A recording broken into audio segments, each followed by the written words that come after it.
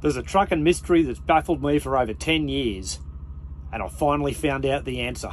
You wouldn't believe it. Back in 2011, I was running express freight, and I was doing a changeover one night. Now, all the Australian line haul drivers know what a changeover is. I don't know whether changeovers happen in America. So when you've got a trip that takes all night, quite often you run into the problem that you got 5-day week, which means you do a round trip, and then you go one night and you're at the wrong end. So what we do instead is on that odd leg, and occasionally all through the week, depending on what needs to happen, you go halfway, swap trailers with someone else and head back to where you came from. That way you get back to where you're supposed to be and the trailer gets to where it's supposed to be. So this particular night, I'm doing a changeover at Tarcutta. Every East Coast line haul driver knows that place. It's affectionately known as the pin smashing arena. So I'm waiting for my changeover. I've arrived. I'm waiting for my changeover to get there, and he hasn't got there. So I ring the company and say, "Where's old mate?" "Oh, yeah, he's coming. Yeah, an hour and a half later he turns up. And the idea of a changeover is that you leave at roughly the same time, you get to the halfway point roughly the same time, so the freight doesn't go late. Anyway, old mate finally arrives, and he drives into the changeover bay and parks like a banana. He's got the thing sort of bent like this around the corner. So as soon as he pulls up, I've got the air and electrics unplugged, I've got the pin pulled, and the legs are on the way down. And because I do these sorts of things, I start my walk around. Now, turns out that he parked that way for a reason. I thought it was just incompetence. Well, it kind of was. He was hoping I wouldn't do a walk around, because from the side of the A trailer where I was winding the legs down, you couldn't see the side of the B trailer. There was a reason for that.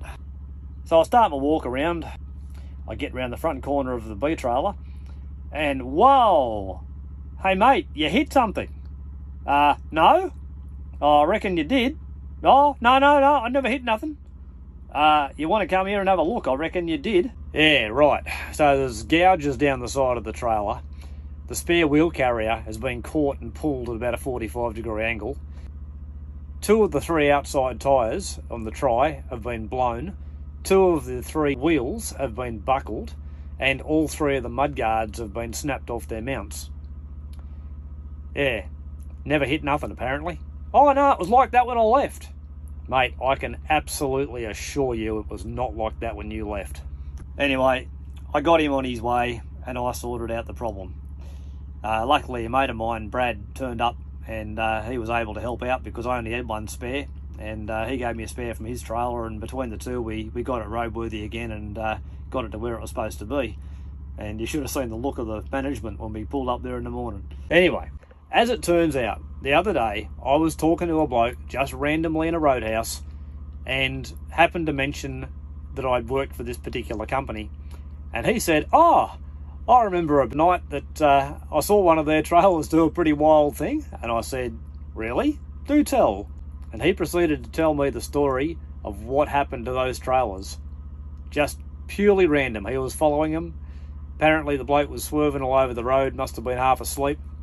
And when he got up to the Tumbarumba Road overpass, which is a reasonably new bridge back in those days, he has gone from the left lane across the right lane and sideswiped the bridge.